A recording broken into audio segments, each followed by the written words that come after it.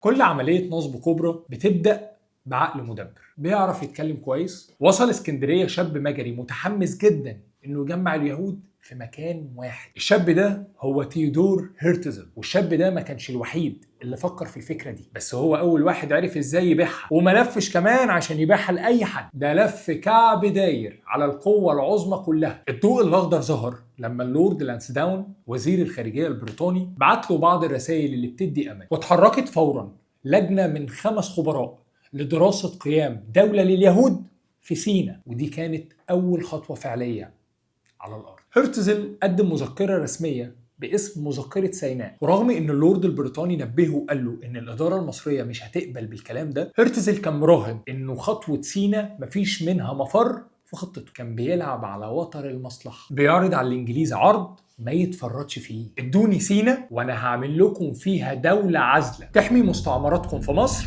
من هجمات العثمانيين.